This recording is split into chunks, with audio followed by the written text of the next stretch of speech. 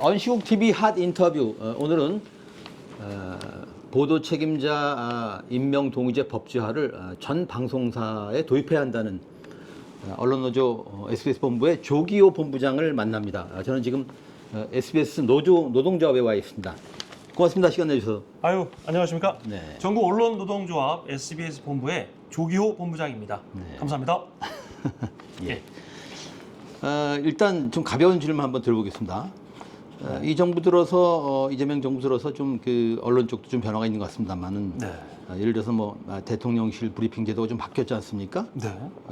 또 뭐 출입 기자를 보통 이제 기자단이 지금 말하자면 뭐 선정 결정했다고 하면은 대통령실 기자단을 또 대통령실에서 조금 또 개입을 한 것 같아요. 네. 어떻게 보십니까? 어떻게 평가하세요? 이게 워낙 돌발 질문이셔서 네. 아무것도 준비는 안 했는데 네. 기자들 일단 먼저 생방송으로 노출되는 그 부분에 대해서 이게 방송이나 아니면 지면으로 언제든지 독자나 시청자들 만나는 게 직업이니까 그런 부분에서 기자도 당연히 노출되는 거는 뭐 문제 없다. 저는 이렇게 생각을 하는데 그 노출된 이후가 문제인 것 같아요. 네. 그러니까 기자가 기자의 자격을 가지고 질문을 했는데 그 질문이 어떤 정파성에 휘말린다는 의미는 본인이 의도한 바도 있겠지만 그렇지 않고 양 진영의 어떤 진영 논리로 쓰일 때 그 중간 지점에서 기자가 어떤 인신공격을 받게 되는 그런 부분들은 좀 안타깝고 개선점이 필요해 보이고요. 그러니까 출입 기자를 기자단이 보통 그 정했지 않습니까? 그런데 하여튼 그게 또 이 진입 장벽 구실도 했다면은 최근에 하여튼 대통령실에서 출입 기자를 갖다 자기들이 그 결정한 일이 있었던 것 같습니다. 그 기사로 본 것 같습니다만. 네. 아마 지금까지 뭐 검찰청 출입 기자단, 뭐 아니면 정부 출입 기자단, 뭐 이럴 때 사람들은 그러잖아요. 아니 기자들이 무슨 권한이 있어서 자기들끼리 카르텔을 만들어서 출입 기자를 넣었다가 뺐다 하느냐. 그거는 뭐 말이 안 된다라는 비판이 있어 왔고, 저도 그 비판에 어느 정도는 뭐 타당하다고 봅니다. 하지만 이제 뭐 어떤 조직에서든 늘 이 사이비 조직이 존재하지 않습니까? 네. 자율에 맡겨놨을 때 그 자율이 나중에 이제 방종이 되고 타락이 되는 경우가 있는데 그런 것 때문에 아마 기자단에서 6개월 이상 매일 출근하고 이런 정말 진정성을 보이는 언론으로서의 모습을 보이는 언론사가 출입해서 똑같이 질문하고 대답을 들을 권리가 있는 것 아니냐라는 그 논리였던 거죠. 근데 지금까지 이제 대통령실이든 정부 출입 기관이든 아마 출입 기자들 눈치 보느라고 우리가 넣었다 뺐다를 못했던 것 같아요. 대통령실이 제일 먼저 진행을 한 것 같고요. 근데 이제 공명정대하게 했으면 좋겠습니다. 정부에 유리한 발언을 하고 유리한 기사를 쏟아내는 언론을 선택적으로 넣는다든지 그리고 일방적이어도 안 되고요. 왜냐하면 이거 출입기자단이 지금까지 뭐 수십 년간 쌓아온 이 서로의 약속이 있을 텐데 그거 전부 다 무시하고 뭐 우리 마음에 드는 언론사들은 일단 넣을 거야 이런 자세는 안 되고요. 언론으로서의 역할을 할 수 있다라는 컨센서스가 좀 있다면 저는 뭐 대통령실이 추천을 하든 그래서 뭐 데리고 들어오든 아니면 정부기관이 데리고 들어오든 그건 문제는 없다고 생각합니다. 뭐 대통령실도 뭐 스크린을 좀 하겠죠. 네, 뭐 그렇지 않겠습니까? 근데 이런 그 돌직구 질문을 한번 드려보겠습니다. 어쨌든 우리가 지난 정부 때 하여튼 많은 언론 탄압 하여튼 그 목도했지 않습니까? 네. 이재명 정부는 그럴 가능성 없습니까? 전 이렇게 말씀드리고 싶습니다. 그러니까 언론을 장악한다라고 하는 것은 저는 전리품이라고 생각하거든요. 그러니까 뭐 로마 제국, 몽골 제국에서 전쟁에서 이긴 자가 전리품을 무자비하게 획득하느냐, 아니면 지금 현재 트럼프 대통령처럼 조금 우아함을 가장해서 전리품을 획득하느냐의 문제이지 언론은 누구나 어떤 정권이든 역대 단 한 번도 빠뜨리지 않고 전리품으로 가지고 싶어 했어요. 왜냐하면 비판의 목소리가 최대한 적어야 자신들이 원하는 방향으로 나라를 끌고 갈 테니까 말이죠. 그게 잘 끌고 가면 모르겠는데 비판이 없는 국정 운영은 제가 보기에는 뭐 나중에 이제 망할 가능성이 높은 정권이 되겠죠. 그래서 이재명 정권 현재에서는 제가 이게 언론 탄압이 있다라고까지는 못하겠지만 지켜봐야 될 것 같고요. 안 그랬으면 좋겠습니다. 하지만 늘 상존하고 있다. 그 부분에 대해서는 SBS든 아니면 여타 신문 매체, 방송 매체에서 끊임없이 감시하고 끊임없이 비판해야 한다. 그게 사명이다라고 생각합니다. 네. 예. 그런 가능성은 배제할 수 없다. 어느 그렇습니다. 정부든 네, 예. 그런 얘기군요. 예. 네. 이제 본론 얘기를 좀 해보겠습니다. SBS가 2017년에 국내 방송사로선 최초로 보도 책임자 임명 동의제를 도입했다면서요? 맞습니다. 예. 당시에 이제 노조가 투쟁 끝에 단체 협약에 임명 동의제 조항을 이제 집어넣지 않습니까? 그렇게 알고 있습니다만. 네. 그런데 이 단협 조항만으로는 현실적으로 임명 동의제를 관철하기가 어렵습니까? 그렇습니다. 이름하여 2017년 11.3 합의입니다. 이것은 대한민국 언론사에서 굉장히 인류가 달에 발을 처음 디딘 것처럼와 같은 충격이었다라고 이제 많은 동료 선후배 기자들이 얘기를 하더라고요. 그러니까 11.3 합의로 보도 책임자뿐만 아니라 편성, 제작 책임자 그리고 심지어 사장까지 그랬었죠. 임명 동의제 네. 범주에 포함시켰습니다. 그래서 이게 노사 간의 어떤 평화와 공존의 시기에는 이게 금성맹약이 될 수 있습니다. 뭐 예를 들어서 2019년이죠. 당시 정승민 보도본부장 후보도 낙마를 했고요. 임명 동의제를 통해서 작년 우리 최대식 보도본부장 후보자도 낙마를 했습니다. 이렇게 임명 동의제가 작동을 한 거죠. 네. 그런데 그 사이에 한번 돌이켜 보면 2021년 4월이었습니다.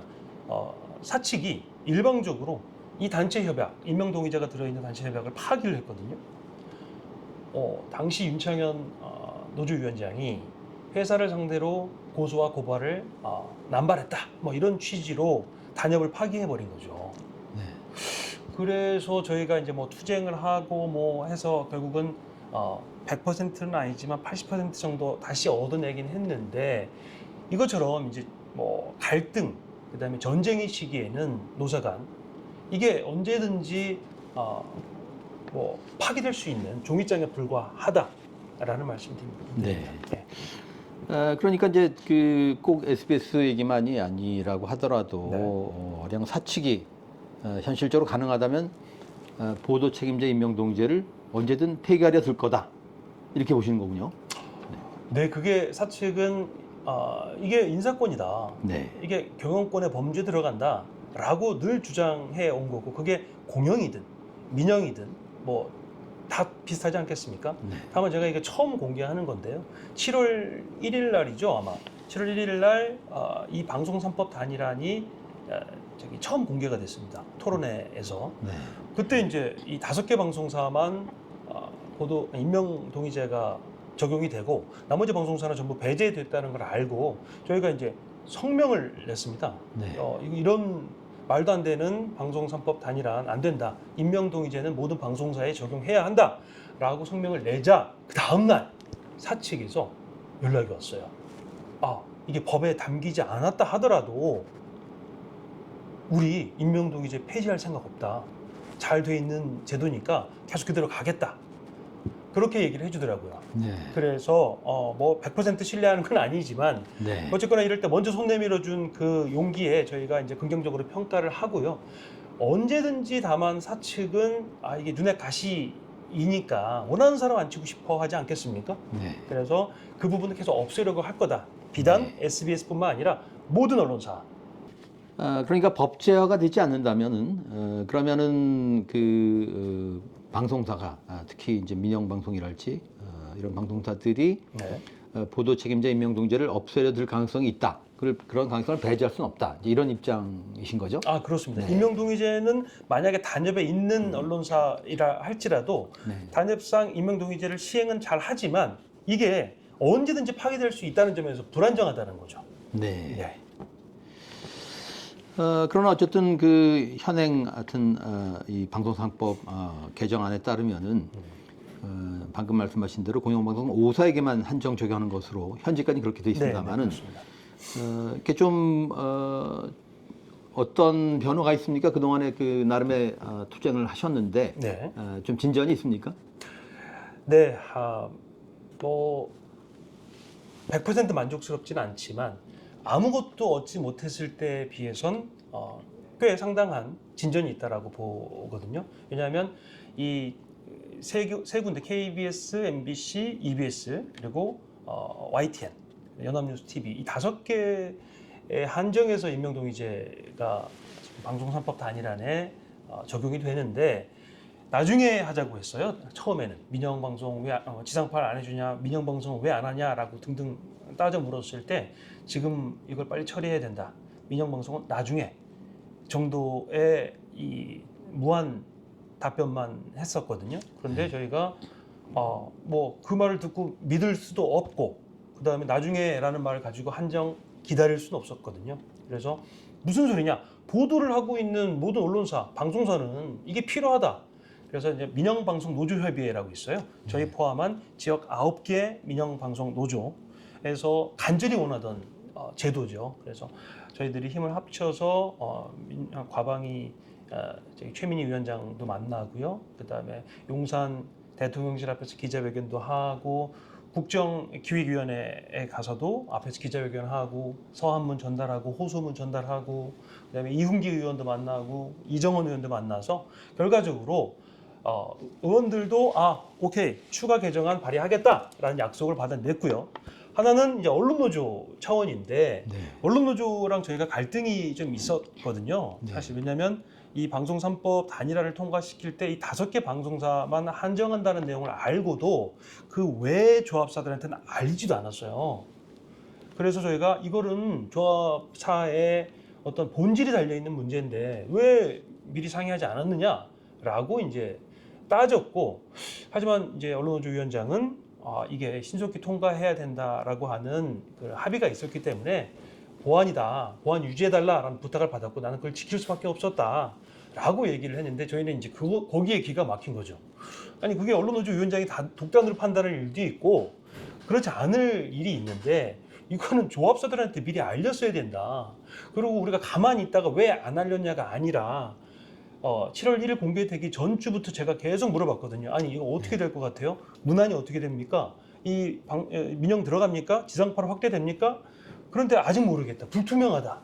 이렇게 심지어 제가 생각하기엔 거짓말까지 했다라고 저는 봐서 그거에 대해서 굉장히 항의를 했고 이거에 대해서 뼈저린 사과를 해라. 책임감을 느껴라.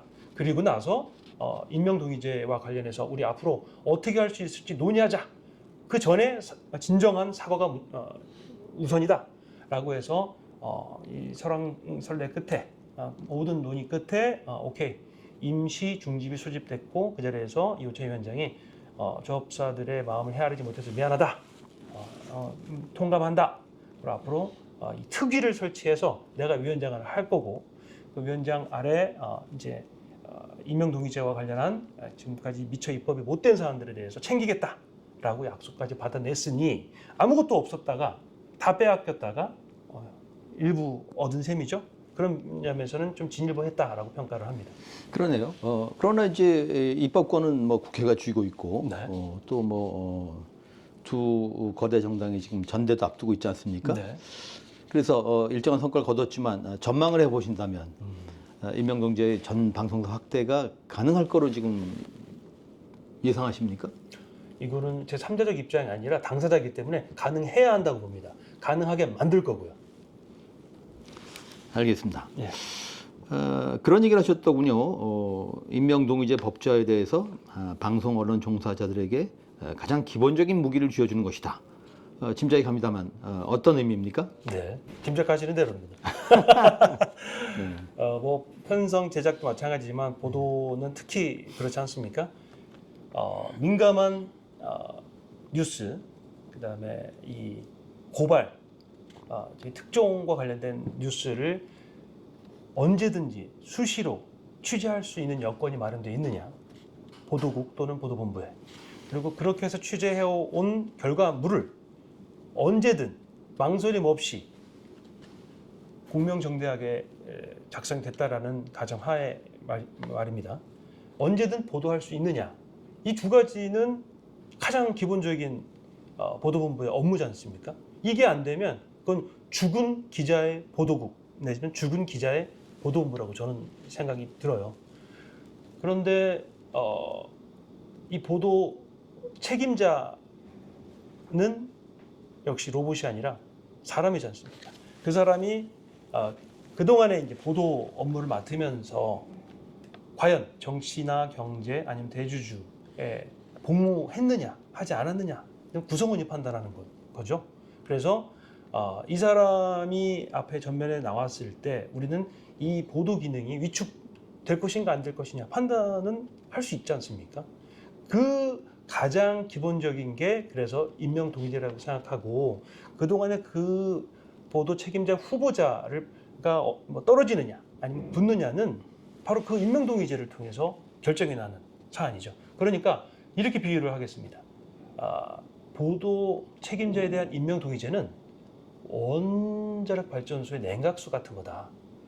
기본적으로 채워져 있어야 하는 거지만 그게 없어지거나 줄어든다면 이 원전에 심각한 문제가 발생하는 것처럼 저는 이 보도 책임자에 대한 임명 동의제가 원자력 발전소의 냉각수 같은 존재다, 제도다라고 말씀드립니다. 네. 죽은 보도국이라고 하시니까 죽은 시인의 사회가 연상이 되네요. 예, 네. 그렇습니다. 과거 임명 동의제를 실시해 오면서 그러면 보도국장들이 낭만 사례들이 좀 있습니까?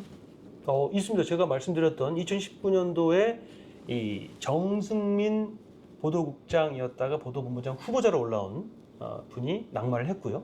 작년에 보도국장이었다가 보도본부장 후보로 올라온 최대식 보도본부장 후보자가 낭만을 했습니다. 두 차례가 있었습니다. 네. 예. 그런 사례가 보도구원들 또는 이제 회사에 주는 뭐 시그널이랄까, 네. 시사점 뭐라고 보세요?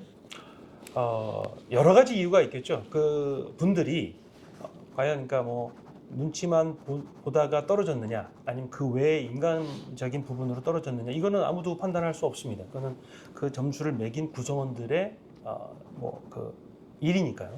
근데 회사는 이렇게 해서 한번 떨어지고 나면 굉장히 긴장을 합니다.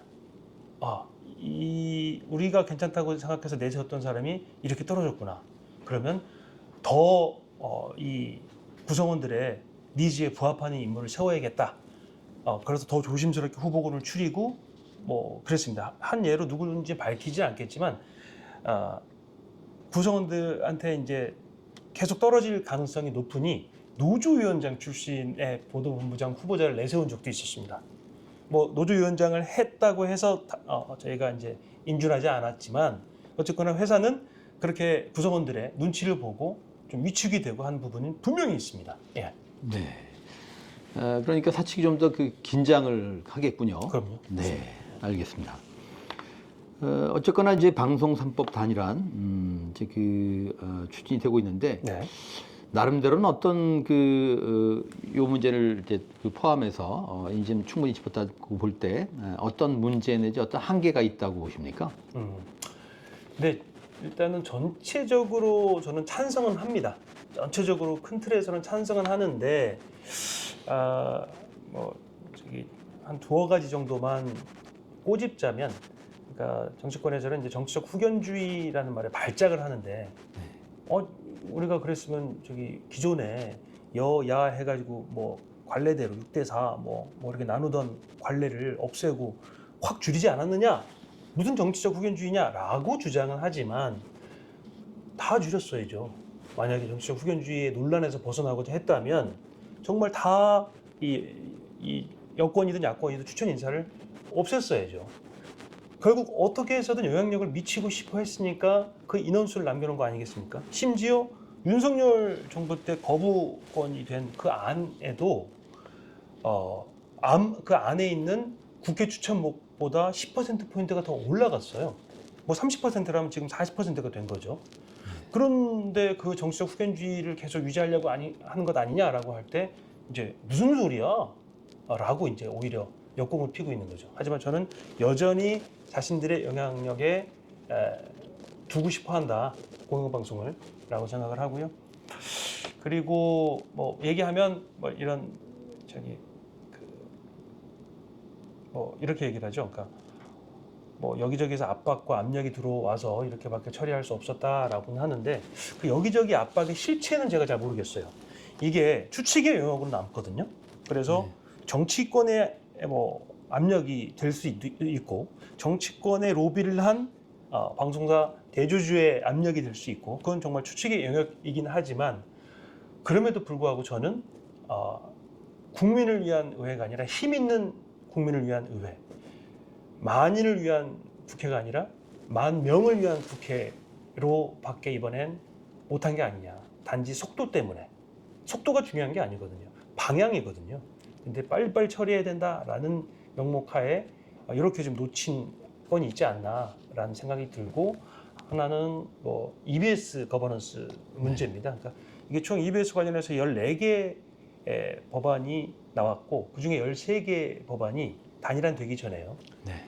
최종 어쨌거나 사장 임명은 대통령이 한다가 13개 법안이었습니다. 네. 근데 그 한 개 법안만 방통위가 이제 인사 추천해서 오면 임명한다고 되어 있는데 국회의원들이 바보도 아니었는데 14개를 그렇게 다 14개 중 13개를 전부 다 대통령이 임명해야 된다라고 했던 법안은 다 없어지고 방통위가 임명해야 된다라고 남아 있는 거죠. 그래서 EBS 지부장님이나 노조위원장이나 EBS 구성원들은 굉장히 자괴감에 빠져 있고 언제까지 우리를 방통위의 하부 기관으로 둘 거냐. 공영방송이라며 왜 공영방송 내에서도 이렇게 서열화를 하느냐라는 주장도 지금 하고 계셔요. 그래서 지금 저희와는 별개로 또 다른 투쟁으로 이 EBS 사장을 대통령이 임명할 수 있는 구조로 만들게끔 지금 계속 투쟁을 하고 있는 걸로 알고 있습니다. 그러네요. 그럼 지금 이진숙 위원장이 버틴다고 하면 이 위원장이 임명을 하게 되는 거예요?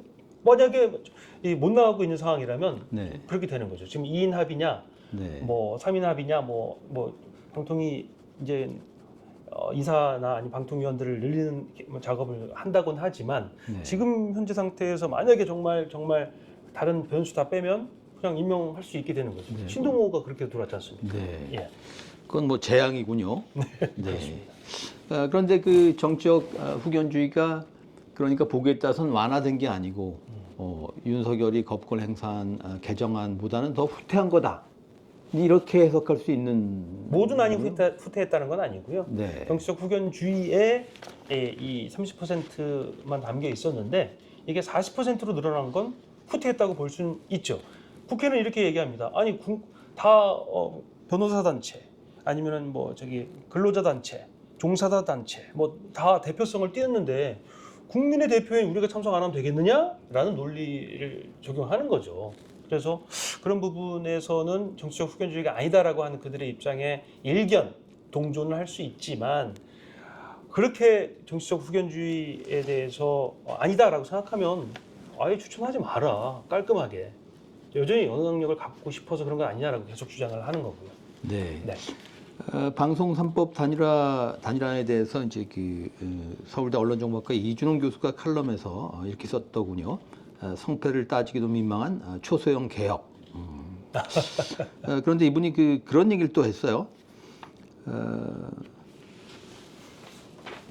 방송사 구성원이 말하자면 이제 사장 추천도 할 수 있게 돼 있습니다만은. 네. 네. 그런데 이게 그러면 수신료 납부자를 과연 대리할 수 있는 입장이냐? 요런 지적에 대해서는 어떻게 생각하시나요? KBS와 EBS가 민감한 사안이겠고 특히 뭐 4% 정도 받는 EBS보다는 KBS가 굉장히 관심이 있어하는 사안이겠는데 이게 몇 퍼센트를 하느냐라는 건 이제 시행령이나 이게 나와봐야 알거든요. 사장추천위원회 100인 이상으로 구성한다만 되어 있지 거기에 누가 들어가 있는지는 지금 딱히 나와 있지는 않습니다. 그래서 그 비율을 어느 정도 조정하느냐에 따라서 그러니까 시청자 수신료를 내는 국민을 많이 대표하는지 아니면 덜 대표하는지는 그게 좀 진행되고 나야 알지 않을까요? 그 부분에 대해서는 저는 지금은 더 말씀드릴 건 없을 것 같습니다. 네. 예. 그런데 방송사 종사자야말로 방송 전문가 아닙니까? 선배님께서도 아시겠지만 안에 들어가 있다 하더라도 방송 전문가라고 볼 수는 없고요. 네. 예, 그러니까 잘 아는 파트에 있는 일부들이 전문가겠죠. 네. 네. 알겠습니다. 이런 얘기를 하셨더군요. 공영방송이라는 용어가 이게 법적인 용어가 아니다. 네, 그렇습니다. 네. 네. 그러니까 이게 방송통신발전기본법이라든지 KBS법, EBS법, MBC법 뭐 어디를 들여다봐도 단 한 단어라도 나와 있지 않습니다. 공영방송 실제로 찾아보시면 법령에 법조문에 한 컷도 나와 있지 않아요. 그런데 이번에 공영방송 거버넌스를 바꾸기 위해서 공영방송 이 3개사를 대상으로 한 작업을 한 거지 않습니까? 심지어 그 법안 방송사법 단일안에조차 공영방송과 관련된 법조문이 없어요. 그래서 제가 그래서 따진 겁니다.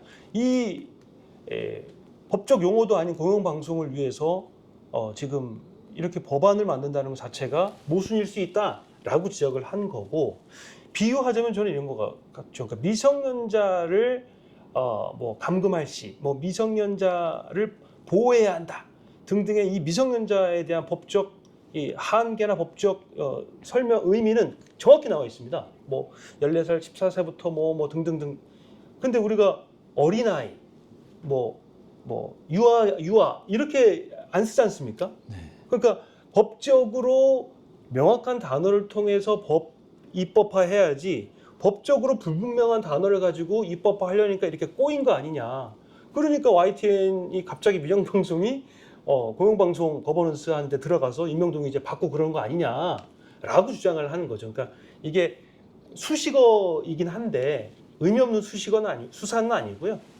저는 이 부분 정도까지도 받아들여야 된다, 참고해야 된다라고 정치권 국회가라고 생각을 합니다. 네. 앞서 문재인 정부 시절에 전례랄까 시행착오에 비추어서 방송 3법 개정안을 신속히 처리해야 한다, 그런 이야기들을 하고 이 조 부장도 그 속도 얘기를 하셨습니다만은 네. 그 얘기도 좀 숭고할 만한 얘기는 아닙니까? 말하자면 속도가 굉장히 중요한 변수가 됐다고 볼 수 있지 않습니까? 처음에 이 방송 3법을 빨리 처리해야 된다라고 주장했을 때, 네. 야, 저기 사람들 막 뒤에서 달려오는 겁니다. 근데 무슨 일이야 하면서 사람들 앞으로 가지 않습니까? 뭔 일이 있는지 확인도 하기 전에.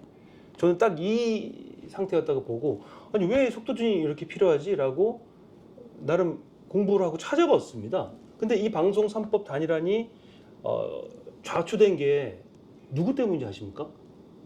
문재인 대통령 때문이었습니다. 전 대통령. 2017년 8월 22일인가 열린 과방위 통신위 국정 보고인가, 거기에서 과방위원회에서 문재인 대통령이 이런 안을 가지고 딱 얘기하는 거죠. 방송 3법 안을 보고 그때 당시에 그 안은 6대5로 여야가 추천한다라고 돼 있거든요. 그러니까 거의 막상 막하잖아요. 5대5보다 조금. 네. 그러니까 이렇게 해서 뽑힌 사람이 제대로 된 얘기를 할 수 있겠냐. 여야가 이렇게 막상 막하로 뽑아놓은 사람이 이쪽도 저렇고 저쪽도 그렇고 아무것도 비토할 수 없는데 그런 사람을 공영방송 사장에 앉히면 되겠습니까? 라고 한 발언 때문에 그 1년 전에 방송 3법 단일안이 좌초됐어요. 2017년 여당 시절입니다. 대통령이 제동을 건 거군요. 제동을 걸었습니다. 그리고 네. 나서 그렇다면 계속 노력을 해서 바꿔나가야 되는데, 그렇게 급하고 그렇게 했다면 곳곳에서 민주당이 계속 스스로 포기하거나 아니면 자당 이기주의에 빠지거나 그랬습니다. 이건 제가 적어왔어요. 그래서 뭐냐면 그 뒤로도, 그러니까 2017년에 그 발언으로 결국은 좌초됐지 않습니까? 2020년 역시 여당 시절이었어요. 정필모 의원이 100명의 사추위로 구성된 사장을 뽑아야 된다라고 하는 안을 더해서 또 발제를 했어요. 지금 현재 아니잖아요. 이게 흐지부지 됐어요. 우리가 여당인데 안 했단 말이죠. 22년 3월 딱 대선 패배하자마자 민주당이 속도를 다시 냅니다. 야, 우리 그때 냈던 안이 있지, 갖고 와. 이거 밀어버리자. 그런데 그게 공수가 바뀐 상태에서 해주겠습니까? 거기다가 심지어 검수완박으로 이 주공과 이 조공 세력을 이게 잘 못한 거예요. 그러니까 결국 민주당이 여당일 때는 자당 이기주의로 안 하고, 그러니까 문재인 전 대통령부터 시작해서 그다음에 야당일 때는 하다가 검수완박 때문에 또 못하고, 그러다가 2023년 4월에 또 재발의를 했어요. 민주당이. 야당 시절이었죠. 당연히 윤석열 전 대통령은 거부권 행사했죠. 그렇게 해서 망쳤다라고 생각을 하는 거예요, 본인들이. 그런데 그 망친 이유와 근원이 어디 있습니까? 뭐 시민사회가 망쳤나요? 언론노조가 망쳤나요? 국민의힘이 망쳤나요? 아닙니다. 곳곳에서 민주당 스스로 자기 발목을 자기가 잡고 자기 스텝에 꼬여다 보니까 그렇게 망가진 거예요. 그런데 이제 와서 속도를 내야 된다. 저는 납득이 안 되는 거죠. 속도를 내야 한다는 맞지만 왜냐하면 그 뒤로 이어지는 줄줄이 여러 가지 빠른 제도들이 안착을 해야 되니까. 하지만 방향 못 잡고 뭐 다섯 공영방송 얘기하다가 뭐 저기 YTN 연합뉴스 TV 보도 전문 채널 들어가고 이렇게 스텝이 꼬이니까 저런 법안이 나왔다라고 생각을 하는 거죠. 네. 예, 자승자박이다. 네. 라고 생각합니다. 알겠습니다. 이제 화제를 바꿔보겠습니다. 네. 어쨌든 정권이 이제 그 바뀌었고 또 언론도 좀 그 환경이 좀 달라졌다고 볼 수 있겠습니다만은 나름대로는 지금 언론 개혁의 과제랄까, 예. 언론에 대한 나름의 문제 의식 뭡니까? 너무 추상적이어서 저는 언론 개혁을 언론 내부에서 얘기를 하는 게 맞는지 바깥에서 언론 개혁을 얘기하는 게 맞는지 솔직히 잘 모르겠습니다. 무슨 말씀이냐면 검찰 개혁하라고 할 때 바깥에서 검찰을 보고 하라고 하는 거지 저희 스스로는 언론 개혁은 당연히 늘상 하는 거고 언론 자유를 외쳐야 된다고 생각하거든요. 언론의 공정을 외쳐야 된다고 생각하고 그게 저는 개혁이라고 생각해요. 뭐 지금 저기 광고 때문에 잘 못 움직이는 언론사, 대주주 압박과 압력 때문에 잘 못 움직이는 언론사, 정권 눈치 보느라 잘 못 움직이는 언론사, 여기서부터 탈출하는 게 저는 언론의 자유고 공정한 언론을 향해 나아가는 저기 발걸음이라 생각하지. 언론 개혁 어떤 조직에도 한 줌에 쓰레기 같은 기자가 있고 쓰레기 같은 검찰이 있고 쓰레기 같은 의사가 있는 거예요. 근데 다 싸잡아서 얘들 의사 조직 안 돼, 검찰 조직 안 돼, 기자 조직 안 돼, 이렇게 하기보단 결국 이 임명동의제라는 건 가장 기본적으로 주어지는 무기이고 그 무기를 기자가 쥐었을 때 기자가 좋은 게 아니다. 이걸 가지고 공정한 보도를 할 수 있는 터가 마련되면 결국은 누가 이득이냐? 시청자가 이득이고 또 청취자가 이득이고 독자가 이득인 거예요. 아직 신문은 논외로 하더라도. 그래서 결국은 언론 자유는 이 대한민국의 시민의 자유, 국민의 자유와 가깝다. 그리고 한 줌의 쓰레기 같은 기자들 빼고 정말 공정한 보도, 가치 있는 보도를 하기 위해 노력하는 대다수의 많은 기자들이 그걸 위해 싸우고 있는 이유가 바로 이거다라고 생각합니다. 단적으로 YTN이랄지 연합뉴스 TV가 그러니까 지난 정부 때 정권에 장악된 후로는 네, 방송 내용이 많이 달라졌습니다. 맞습니다. 네. 그런데 이 보도국장 임명 동의제가 이렇게 도입되면 만족스럽지는 못할지 몰라도 상당한 변화가 있을 거다. 이렇게 지금 예상을 하십니까? 말씀드렸다시피 회사가 사측이 눈치를 본다라는 것은 저희가 이제 피부 경험을 했기 때문에 마찬가지로 YTN이나 연합뉴스 쪽도 동의를 못 받아서 떨어진다면 자기들이 내세운 책임자가 보도 책임자가 당연히 이거 안 되겠다, 큰일 났네라고 각성하지 않겠나 이런 생각입니다. 그래서 보도 방향도 조금씩 한 번에 바뀌지 않겠지만 조금씩 구성원들이 끌고 가야 한다라는 당위성이 있는 방향으로 가게 되지 않을까 싶습니다. 뭐랄까요, 그 줄탁동실할까요? 그러니까 내부의 어떤 노력과 더불어 시민사회 어떤 견제랄지 요청 이런 것들이 같이 만날 때 결국 언론도 바뀔 수 있는 거 아닌가, 뭐 그런 생각이 듭니다. 네, 지당하신 말씀입니다. 네. 자, 이제 준비한 마지막 질문입니다. 네. 이런 언론 환경에서 어쨌든 보도국장 임명 동의제 전 방송사 적용을 지금 강력하게 주장을 하시는데 네. 시민사회를 향해서 나아가서 정치권과 정부를 향해서는 어떤 뭐 요청이랄까 어떤 당부를 하시고 싶습니까? 조금 전에 이미 말씀을 드렸는데, 그러니까 언론 개혁 맞죠. 언론 개혁을 해야 된다고 밖에서 계속 얘기를 해 주셔야 됩니다. 그거는 기자가 정권, 정부를 향해 내세우는 비판과도 똑같습니다. 그거 듣기 싫어하면 기자 아니고 언론사 아니에요. 그리고 계속 각성을 해야 되고요. 우리 잘하고 있는데 저 사람들 왜 그래? 저 시민단체들 왜 저렇게 난리야? 이렇게 생각하는 순간 언론사도 스스로 붕괴되고 말거든요.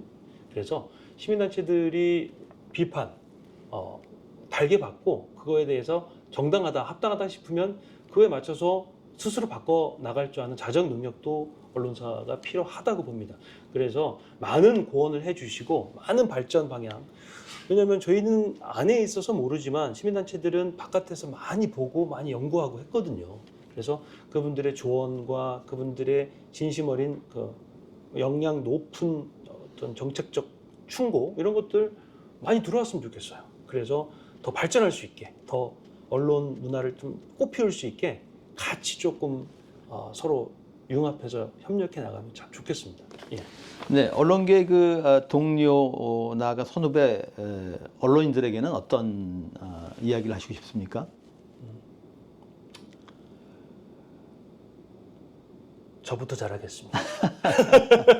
그러면 네. 다른 분들도 선한 영향력을 받지 않을까. 저부터 잘하겠습니다. 네, 예. 알겠습니다. 언시국 TV 핫 인터뷰 오늘은 방송사의 임명동의제 법제화의 진심인 조기호 언론노조 SBS 본부장을 만났습니다. 고맙습니다. 감사합니다.